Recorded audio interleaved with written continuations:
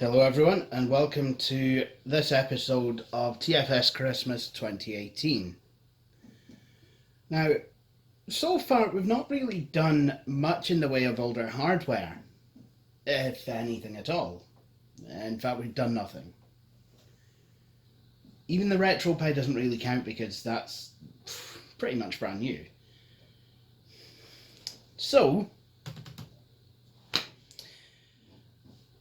in that spirit, I thought that I would bring you this. Now, this is a machine that I got part of a pile of things that I got from someone from the men's shed. That's where I got that tiny Dell from. Now, this is a wee bit older, and to be honest, it's a wee bit of a different calibre of machine. What do I mean? Well, first of all, it's a laptop. Second of all, it's Pentium M era. Now, I've tested this machine. It appears to go to the BIOS screen. I believe it's a Pentium M 2.0 gigahertz with a gig of RAM. However, this machine, despite its Amilo Pro pretensions, there really isn't that much that's pro about it. It's all VIA inside, apart from the CPU. It's got a VIA. It's got a VIA chipset. It's got VIA LAN. It's got Gemtech wireless. I've never heard of Gemtech. It's got VIA. My word, I just can't stop yawning today. That's how bad the chipset is, I think. I don't know. Via Chrome graphics. I mean, normally I don't usually sniff at VIA stuff, but I mean, this is the mid-2000s, where, you know, well, I would say that VIA is traditionally quite a step up from Silicon Integrated Systems, SIS, but by the 2000s they kind of weren't. By the mid-2000s at the very, very, very least, they kind of weren't. So, anyway, here we have, here we have the machine, and before we do anything, should probably show you the I/O it has. Should probably try and revise what I/O it has myself. Okay, so on the left side we have DC power jack, 56k modem. The optical drive is on the left of this machine, which is not normally that standard. A couple of USB ports, a couple of headphone or line out, and microphone or line in. On the front of the machine there is nothing. There's just nothing. Then we have what appears to be a PCMCIA card slot, or card bus more likely, with the ejects button kind of missing. IEEE 1394 mini firewire, a vent, and then we have Ethernet on the right hand side. Then on the rear of the machine we have two more USB ports, VGA, there's the battery, and here's a Kensington lock slot. So that's what we have there. Now,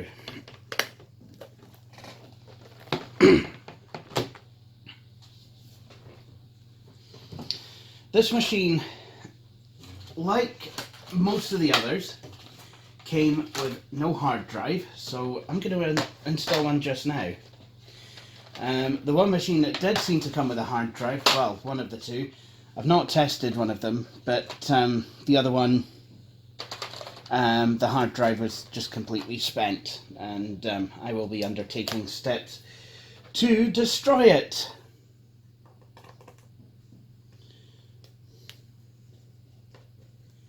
Now, I think this is where the hard drive goes.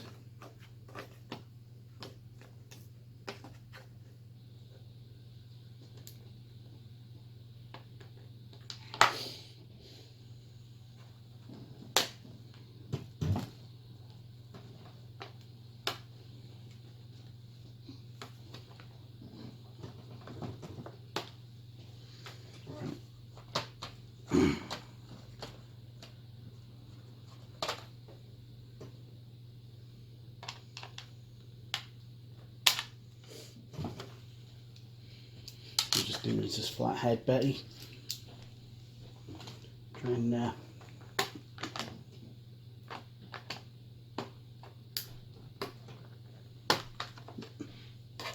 there we go.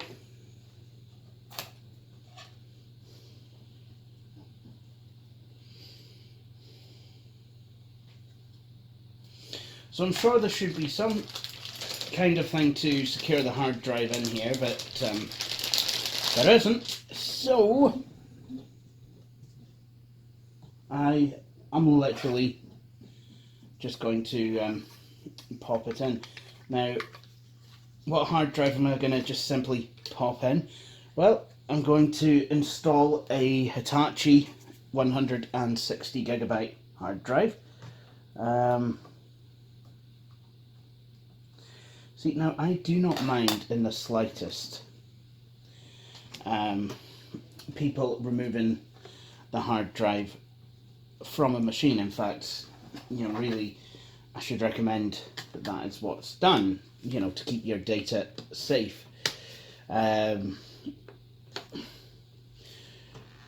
mean, I don't usually let my hard drives go with the machine unless I were to deban them first. What I do have a problem with, however, is I have an issue with people who will take a hard drive out of a machine, but will also take the caddy. I mean, I understand. You know, it might not be, you know, it might be your first time removing a hard disk out of a computer, but, you know, even if you were to take it to someone, at least put the caddy back. You know, if you're gonna, I mean, okay, this machine I'm not too bothered about, it was free. But, you know, if you're gonna sell a machine, at least sell it with the caddy. It's not always a given that people are gonna find those on the internet. Right.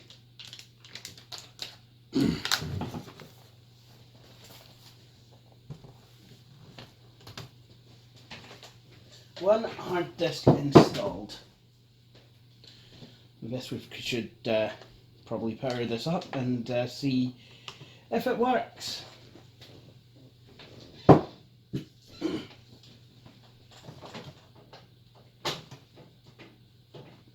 I will also need to see if the hard disk is detected. So here it is. I mean, it's a handsome enough little machine. Certainly seems like you know, the kind of machine that you might use as a professional. Although the keyboard feels a bit flexy.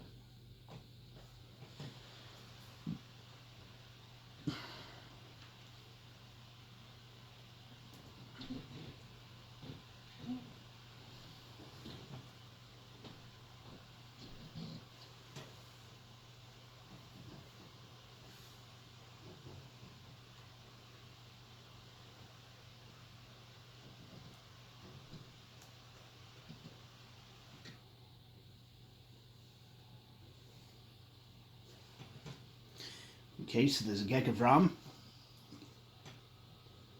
and the CMOS battery in this machine is holding up. Nice. Oh, and it's a 2.1 gigahertz. Wow.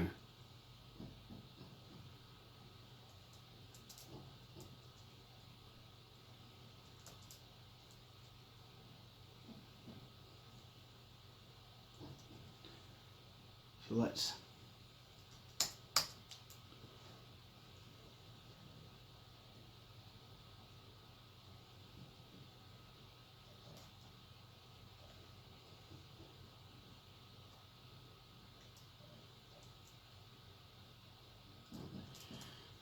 right, okay, so it's not detected the hard disk. That is quite entertaining. Oh look! Got a lovely wee post screen.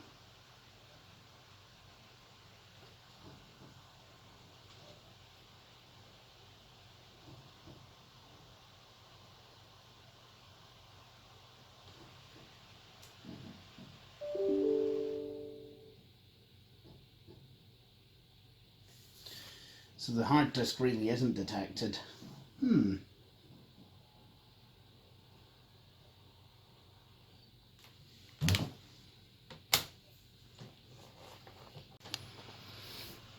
Well, it would seem that the hard disk controller, I think, has died on this machine.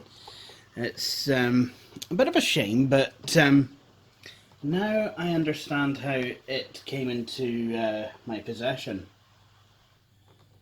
Bit of a shame, really, because, like I said, I mean, it's not a bad little machine, but I have also I've also discovered something. You guys have probably discovered it before me, but the CPU in here is not a Pentium 2.1 gigahertz. It's a Celeron M 2.1 gigahertz.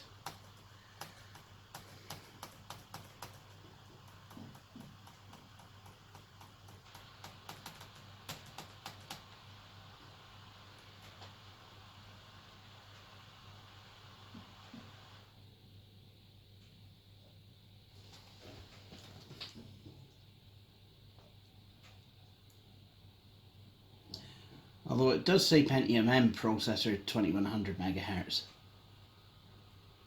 Ah, it could be anything at this point. Oh, well.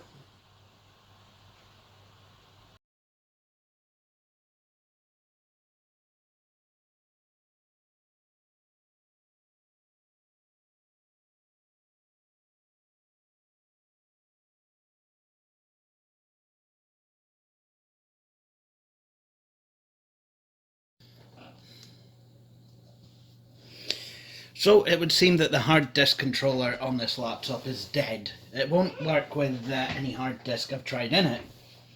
However, that has given me an idea. See, back in 2014, I discovered a Linux distro which actually died that year called Crunchbang. Now, what this Linux distro is a version of Debian that will actually run, well, basically it'll run on systems with not as much resources, if you will. So kind of lower spec systems.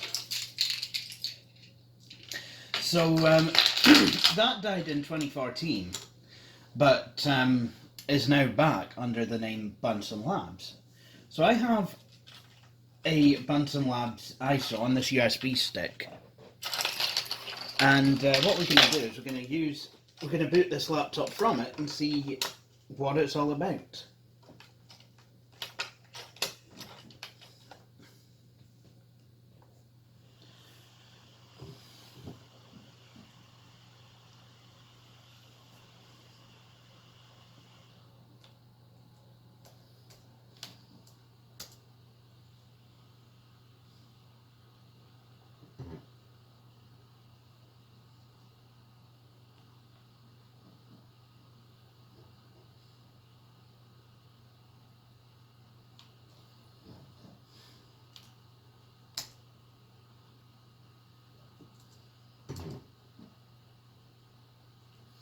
Right.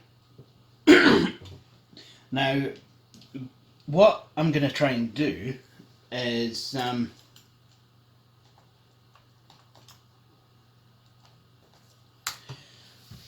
force physical address extension, because this is something that BunsenLabs does need.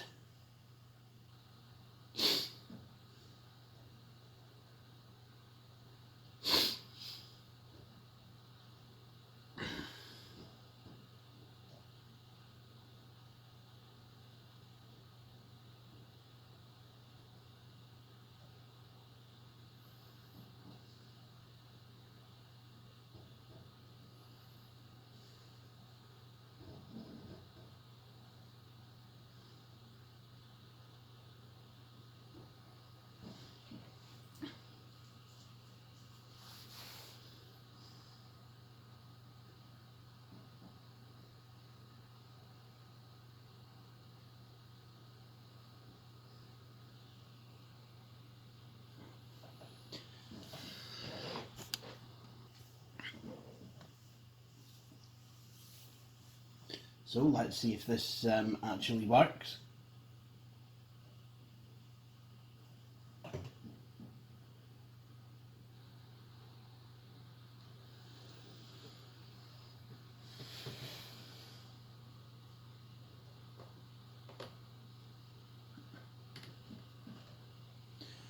Oh.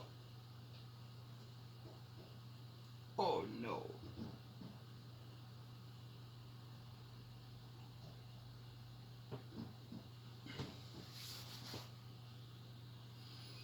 Is this going to work? Well, I see a mouse pointer, and I can move said mouse pointer. I see on desktop.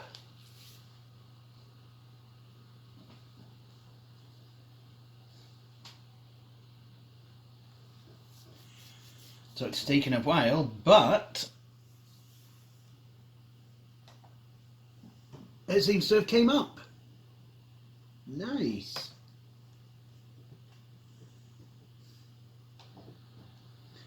Whoops.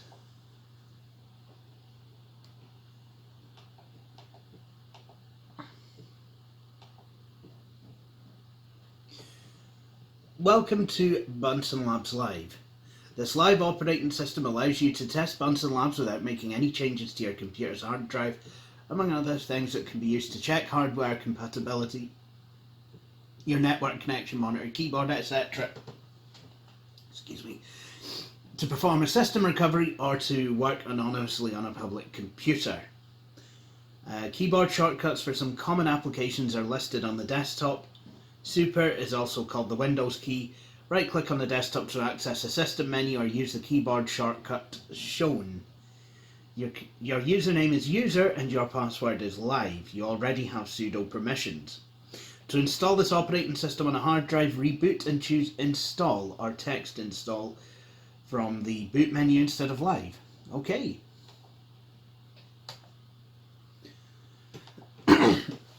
So I guess first thing I want to do is open up a terminal.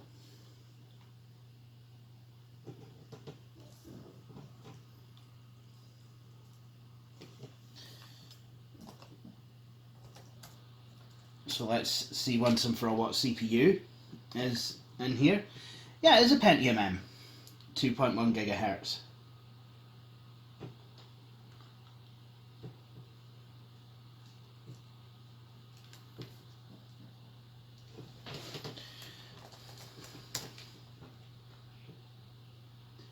It's a Broadcom network controller. VIA Technologies, pretty much everything else.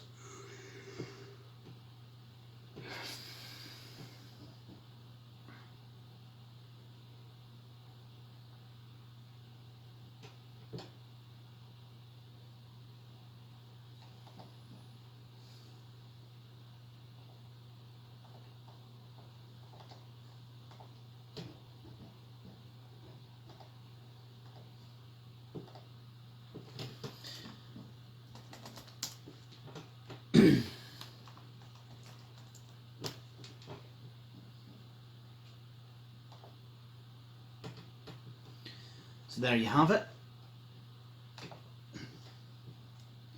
Just going to have a look at what else is on here. LibreOffice, nice. And you have the you can install, you have the writer by default, but you can install the rest of it. You have numeric spreadsheet. I would have probably put AbiWord, but hey ho.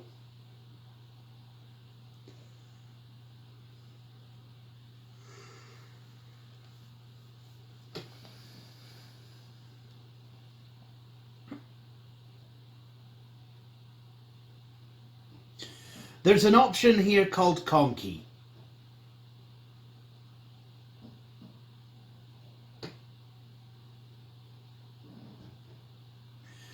There's Conky on BunsenLabs. I love it. Can I use it to play Dirty Dancing?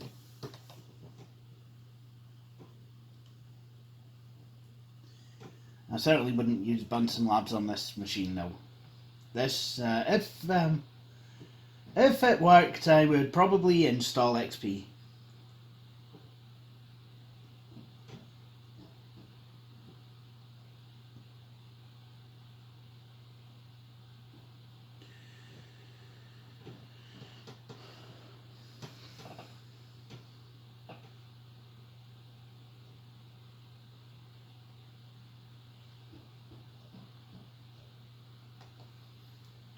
I don't know what this does, but hey ho, we've got Firefox, and that appears to work.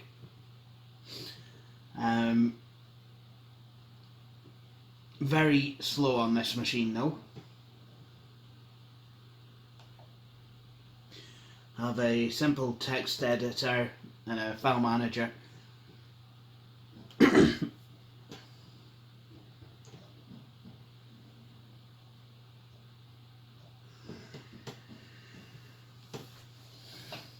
Nice.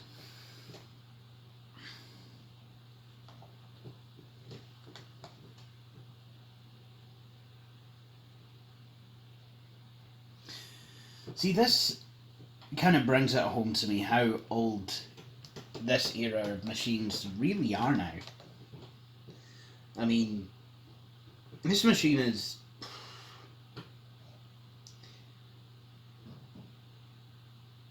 up to about 13 years old.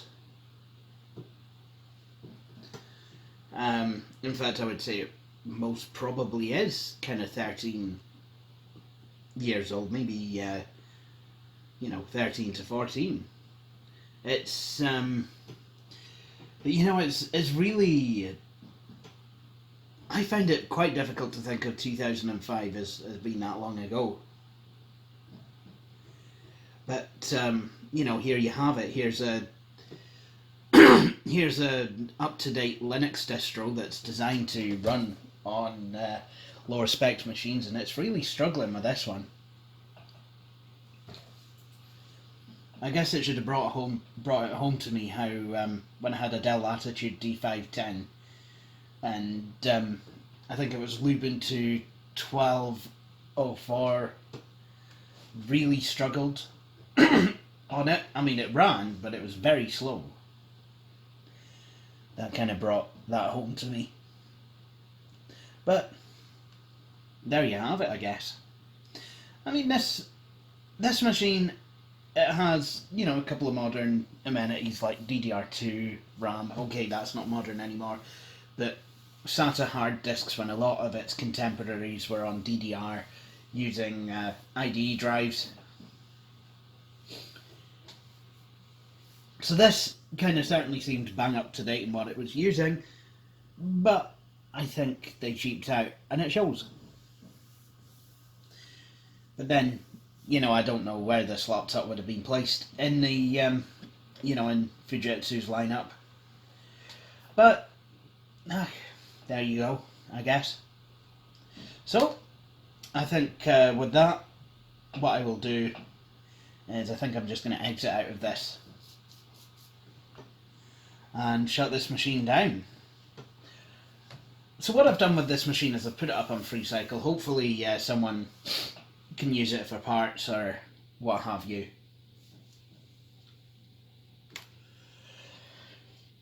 But I guess that will conclude this video. So I hope you've all enjoyed watching this episode of TFS Christmas, and please feel free to join me for the next episode. Cheery bye.